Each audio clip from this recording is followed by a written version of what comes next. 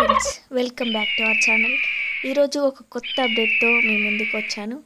My name is Sunday. Welcome to our channel. ఇక late చేయకుండా let's get started. ఎన్హెచ్పిసిలో assistant ఉద్యోగులకు అయితే notification release అయింది. ఎవరైనా కొడితే ఇలాంటి జాబ్స్ కొట్టాలని అనుకోవాలి. సూపరింటెండెంట్ ఉద్యోగాలకైతే నోటిఫికేషన్ రిలీజ్ అయింది. సాలరీ వచ్చేసి 1 lakh వరకు అయితే ఉంటుంది. లైఫ్లో మళ్ళీ జాబ్స్ పడవు. మన తెలుగు రాష్ట్రాల్లోనే పర్మనెంట్ జాబ్స్కి అయితే నోటిఫికేషన్ని రిలీజ్ చేశారు. హైదరాబాద్లోనే పోస్టింగ్ అయితే ఉంటుంది. అప్లై ప్రాసెస్ కూడా నేను ఈ వీడియోలో క్లియర్గా ఎక్స్ప్లెయిన్ చేస్తాను. ఎవరెవరు ఎలిజిబుల్, ఎంతవరకు ఎలిజిబుల్ అనేది ప్రతిదీ నేను క్లియర్గా ఎక్స్ప్లెయిన్ చేస్తాను. ఇక నోటిఫికేషన్లోకి వెళ్దాం. నుండి అయితే నోటిఫికేషన్ రిలీజ్ అయింది. ఈ నోటిఫికేషన్కి సంబంధించిన పూర్తి డీటెయిల్స్ ఈ వీడియోలో నేను మీకు క్లియర్గా ఎక్స్ప్లెయిన్ చేస్తాను. వీడియో లాస్ట్ వరకు చూడండి. లాస్ట్లో అప్లికేషన్ ప్రాసెస్ కూడా క్లియర్గా ఎక్స్ప్లెయిన్ అయితే చేస్తాను. ఎవరైతే నా ఛానల్ సబ్స్క్రైబ్ చేసుకోలేదో ప్లీజ్ సబ్స్క్రైబ్ చేసుకోండి. ఇలాంటి మంచి ఇన్ఫర్మేషన్ మీ దాకా రావాలంటే మీరు సబ్స్క్రైబ్ చేసుకొని బెల్ ఐకాన్ ఆన్లో పెట్టుకుంటే నేను పెట్టిన ప్రతి వీడియో మీకు నోటిఫికేషన్ రూపంలో అయితే వస్తుంది. ఇక నోటిఫికేషన్లోకి వెళ్దాం. రిక్రూట్మెంట్ ఆఫ్ నాన్ ఎగ్జిక్యూటివ్ పోస్టులకు అయితే ఎన్హెచ్పిసి నుండి అయితే నోటిఫికేషన్ రిలీజ్ అయింది. ఈ నోటిఫికేషన్లో పోస్ట్ వచ్చేసి అసిస్టెంట్ రాజ్యసభ ఆఫీసర్కి సంబంధించి 40,000 నుండి 1,40,000 వరకు అయితే మీకు పే స్కేల్ అయితే ఉంటుంది. ఇక్కడ ఎడ్యుకేషన్ క్వాలిఫికేషన్ చూసుకున్నట్టయితే మాస్టర్ డిగ్రీ చేసి ఉంటే సరిపోతుంది. మీకు ఎక్స్పీరియన్స్ కూడా ఏం అవసరం లేదు. కాబట్టి మీకు హిందీ, ఇంగ్లీష్ పర్ఫెక్ట్ వచ్చి ఉంటే మీరు అప్లై అయితే చేసుకోవచ్చు. డిగ్రీలో హిందీ, ఇంగ్లీష్కి సంబంధించి డిగ్రీ చేసిన వాళ్ళు కూడా అప్లై అయితే చేసుకోవడానికి ఛాన్స్ ఉంది. ఇక్కడ ఏజ్ లిమిట్ చూసుకున్నట్టయితే 30 years వరకు అయితే అప్లై చేసుకోవడానికి ఛాన్స్ ఉంది. టోటల్ 11 పోస్టులు అయితే ఉన్నాయి. బ్యాక్లాగ్ వేకెన్సీస్ చూసుకున్నట్టయితే ఎస్సీకి 1, ఎస్టీకి 1 అయితే పోస్టులు అయితే ఉన్నాయి. అండ్ ఓబీసీ వాళ్ళకి 3 పోస్టులు అయితే ఉన్నాయి. కరెంట్ వేకెన్సీస్ చూసుకున్నట్టయితే ఈడబ్ల్యూఎస్ వాళ్ళకి 1 పోస్ట్ ఉంది. జనరల్ వాళ్ళకి 5 పోస్టులు అయితే ఉన్నాయి. ఎవరైతే మాస్టర్స్లో 60% ఆఫ్ మార్క్స్ తోటి పాస్ అయి ఉంటారో వాళ్ళు ఎస్సీ, ఎస్టీ, ఓబీసీ వాళ్ళు, జనరల్ వాళ్ళు ఎవరైనా 50% ఆఫ్ మార్క్స్ తోటి క్వాలిఫై ఉంటే మీరు అప్లై చేసుకోవడానికి ఛాన్స్ ఉంది. అండ్ ఎక్స్పీరియన్స్ చూసుకున్నట్టయితే 3 years post qualification experience as per the date of application is related field in any central state government department. ఎవరైతే 3 years ఎక్స్పీరియన్స్ ఉంటుందో రిలవెంటెడ్ ఫీల్డ్లో వాళ్ళైతే అప్లై చేసుకోవడానికి ఛాన్స్ ఉంది. ఫ్రెషర్స్ అయినా పర్లేదు, మీరు అప్లై చేసుకోవడానికి అయితే ట్రై అయితే చేయండి. ఎవరైతే హిందీ, ఇంగ్లీష్ మంచిగా వచ్చి ఉండి టెక్నికల్గా మీకు నాలెడ్జ్ ఉంటే మీరు అప్లై చేసుకోవడానికి ఛాన్స్ ఉంది. అప్లై అయితే చేసుకోండి. నెక్స్ట్ జూనియర్ ఇంజనీరింగ్ సివిల్లో చూసుకున్నట్టయితే మీకు 29,600 నుంచి 1,19,500 వరకు అయితే మీకు పే చేసే ఛాన్స్ ఉంది. సో ఫుల్ టైం డిప్లొమా చేసిన వాళ్ళు, సివిల్ ఇంజనీరింగ్లో ఫుల్ టైం చేసిన వాళ్ళు అప్లై చేసుకోవడానికి ఛాన్స్ ఉంది. అప్లై చేసుకోండి. ఇక్కడ 30 years వరకే అప్లై చేసుకోవడానికి ఛాన్స్ ఉంది. అండ్ టోటల్ వేకెన్సీస్ వచ్చేసి 109 వేకెన్సీస్ అయితే ఉన్నాయి. బ్యాక్లాగ్ వేకెన్సీస్ చూసుకున్నట్టయితే SC 3 and OBC 6. And current vacancies చూసుకున్నట్టయితే SC 13 and ST 5, OBC 16, EWS 15 and general వాళ్ళకి 51 పోస్టులు అయితే ఉన్నాయి.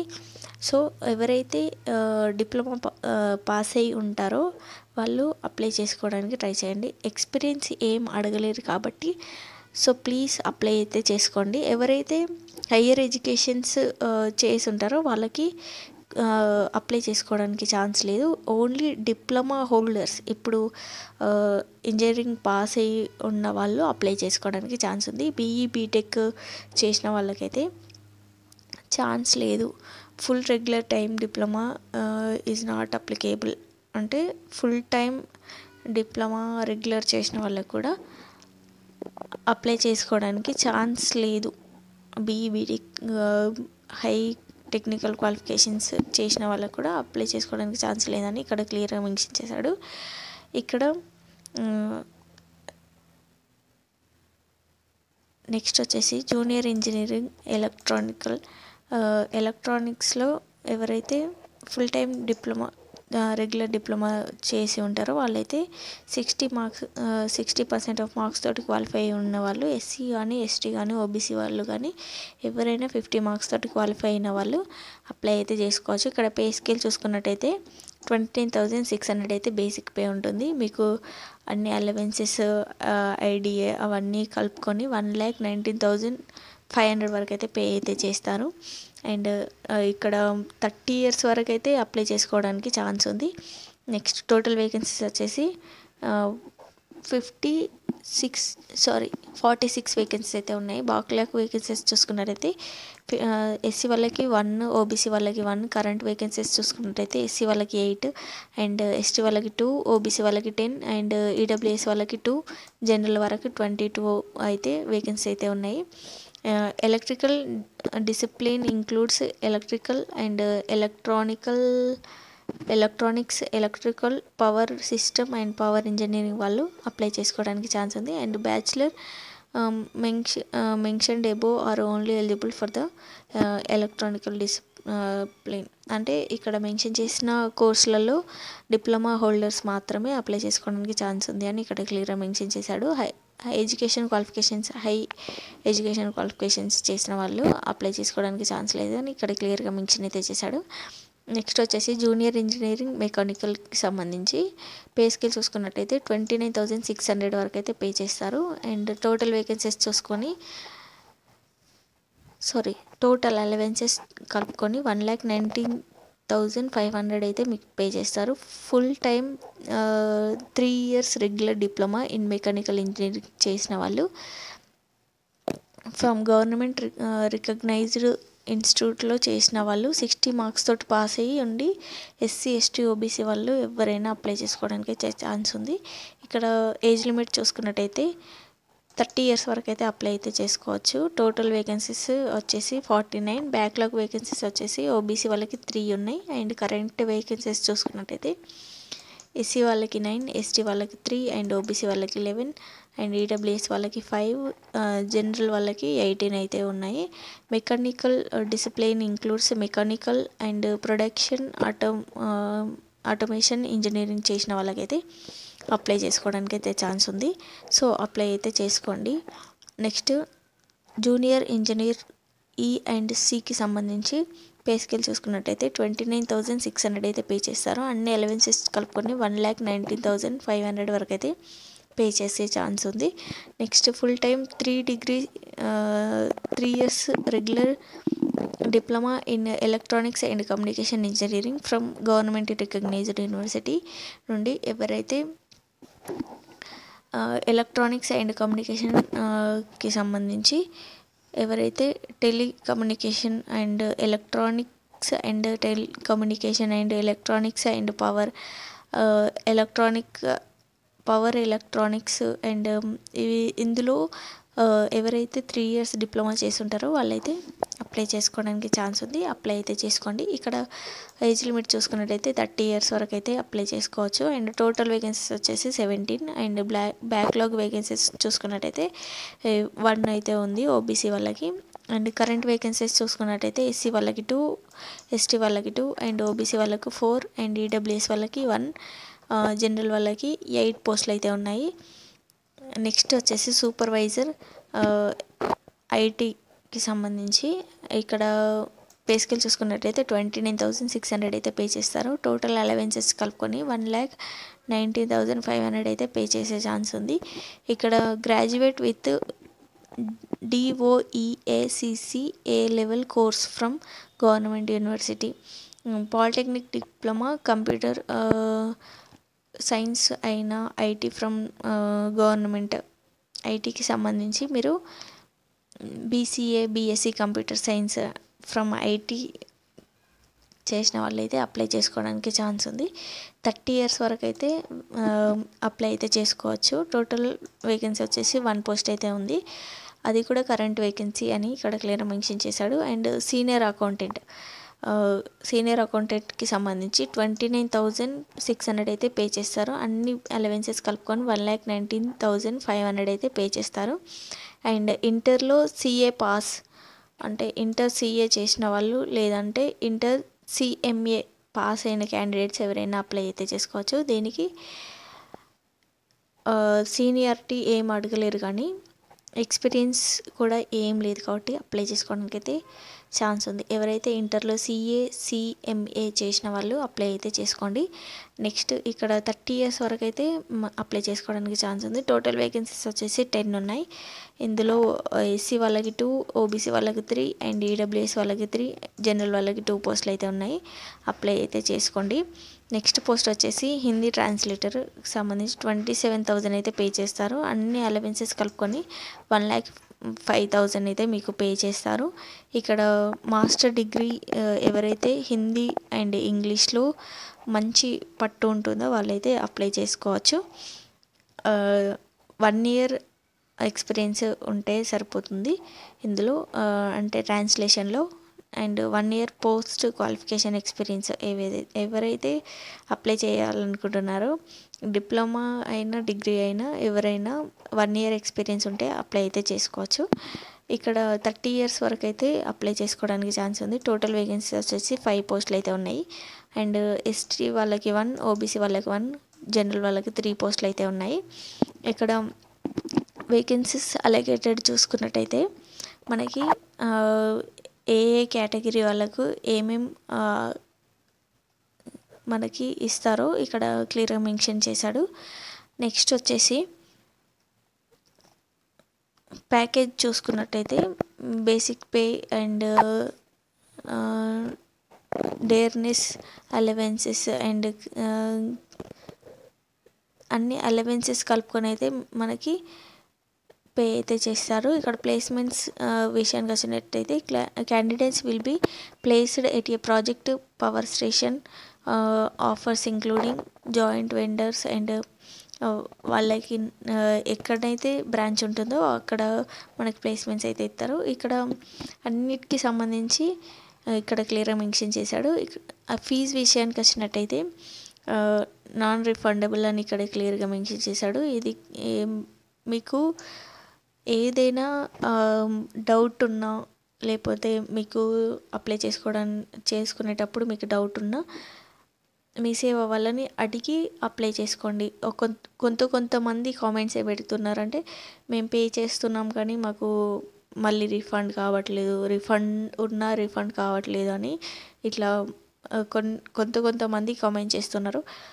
ఎలా అంటే మీరు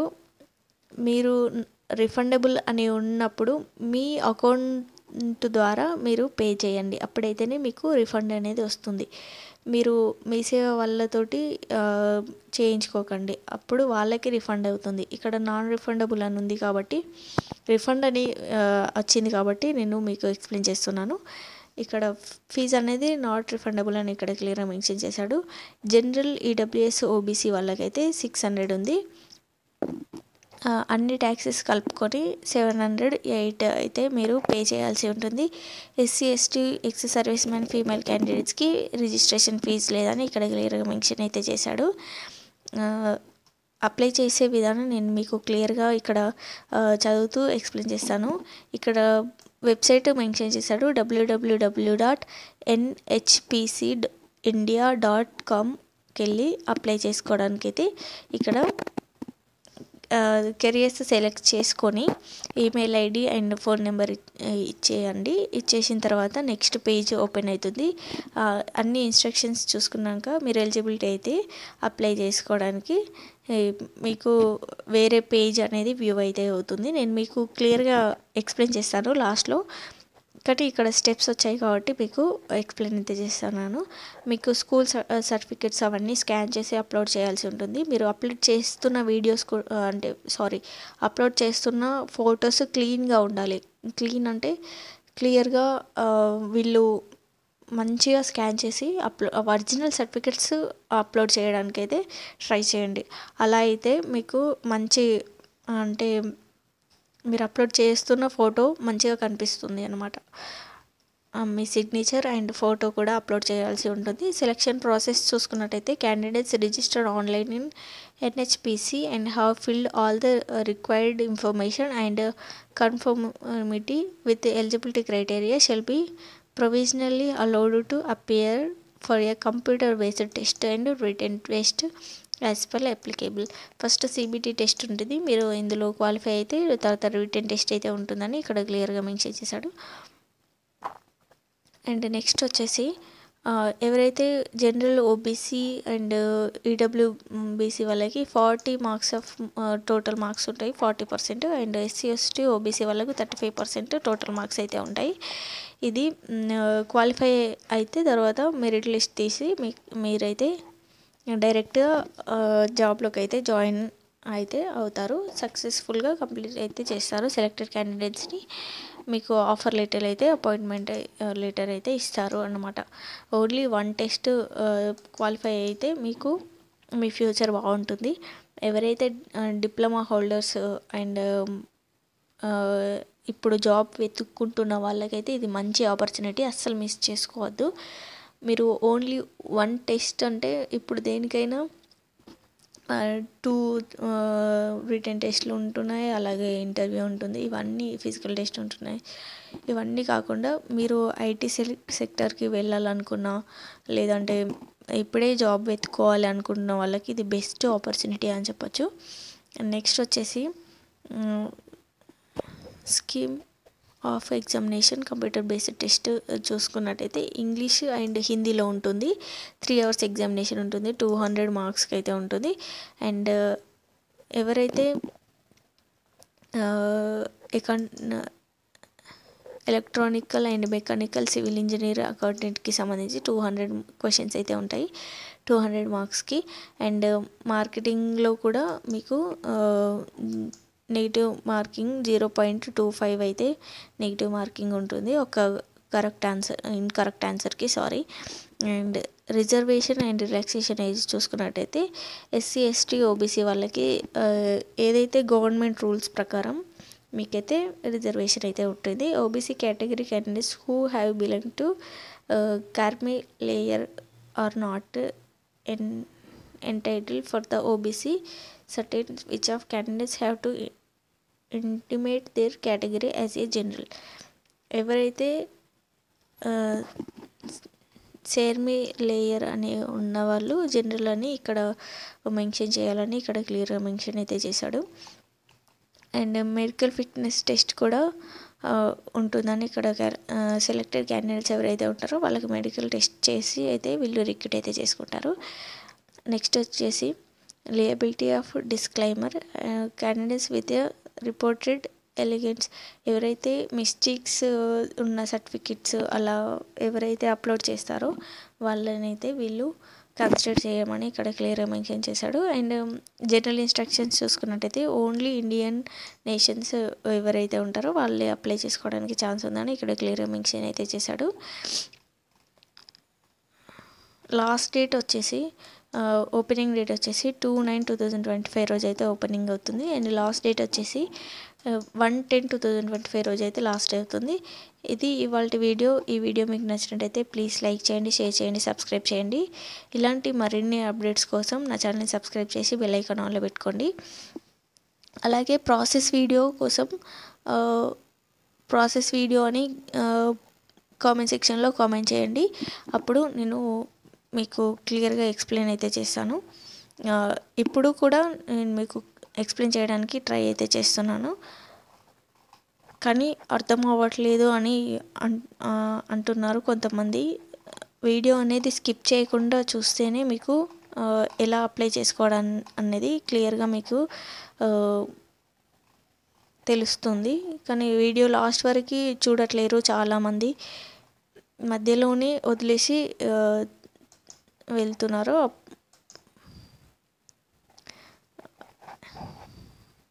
ఇక్కడ వెబ్సైట్ నేను మీకు కింద బయోలో అలాగే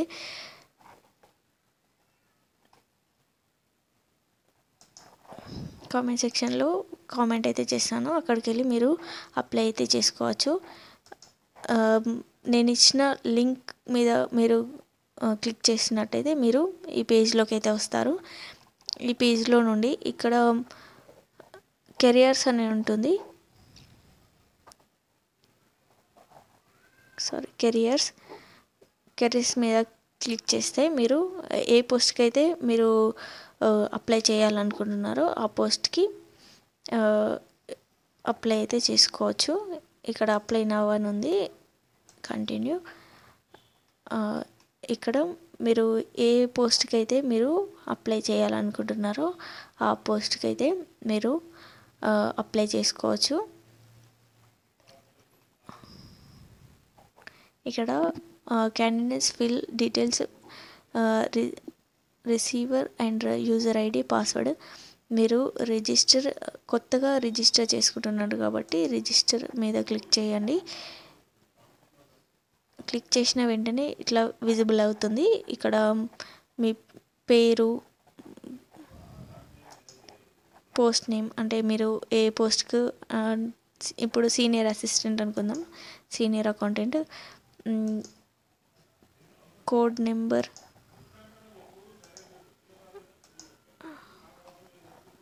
అండ్ నెక్స్ట్ వచ్చేసి అప్లికెంట్ నేమ్, మీ నేమ్ ఇక్కడ ఇచ్చేయండి. And phone number, confirmation phone number and email address. ఇవన్నీ చేసిన తర్వాత జనరేట్ ఓటీపీ వస్తుంది. ఓటీపీ ఇచ్చిన తర్వాత నెక్స్ట్ పేజ్ అనేది మీకు సర్టిఫికెట్స్ అలాంటివి అన్నీ మీకు డిస్ప్లే అయితే అవుతాయి.